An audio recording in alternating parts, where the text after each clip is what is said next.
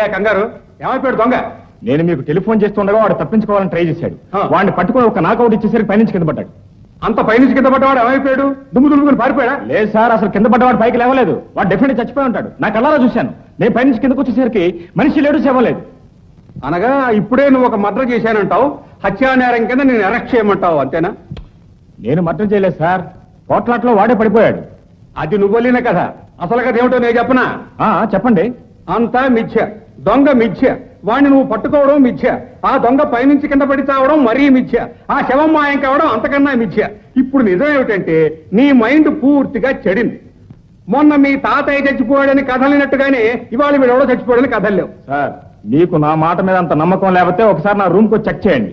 మా పోట్లాట మూలంగా ఆ రూమ్ అంతా ఎలా చెల్లా చెదరైపోయిందో మీకు తెలుస్తుంది. సరే, నీ రూమ్ నేను చెక్ చేస్తాను, కానీ నువ్వు వెంటనే వైజాగ్ వెళ్ళి అర్జెంటుగా నీ మైండ్ చెక్ చేయించుకో. వెళ్ళి.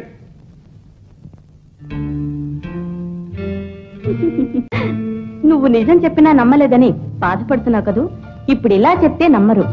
ఆ సమయం వచ్చినప్పుడు వాళ్లే నమ్ముతారు. పదండి.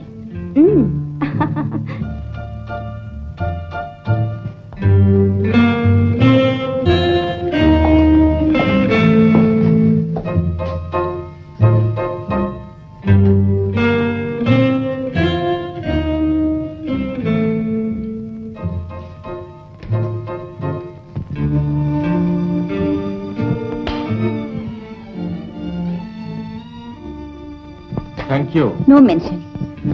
నా మీద ఎవరో చూపించిన సానుభూతి చూపిస్తున్నావు. ఎవరు?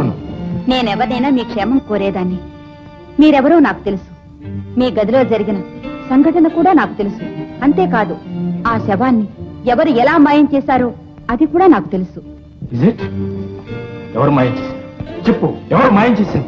వాళ్ళెవరో చెప్పగల పరిస్థితిలో ఇప్పుడు నేను లేను. నీకు తెలిసిన రహస్యం నాతో చెప్పకుండా దాచే నువ్వు నా క్షేమాన్ని కూడా దాని ఎలా చెప్పు. ఆ దుర్మార్గులు ఎవరో చెప్పు. ఇప్పుడు ఆ రహస్యం మీకు చెప్పినందువల్ల మీకు ప్రమాదమే, నాకు ప్రమాదమే. దయచేసి నిర్బంధించకండి. ఒక్కటి మాత్రం చెప్తాను, ఈ హోటల్లో ఉన్న ప్రతి గోడ కిటికీ కూడా మీ మీద గూఢచారులే. జాగ్రత్తగా ఉండండి. Good night. నైట్.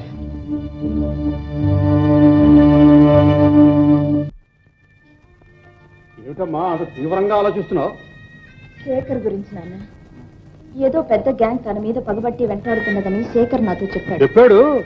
ఆ పిచ్చివాడి మాటలు నమ్మి నువ్వు మనసు పాడు చేసుకుంటున్నావు అన్నమాట.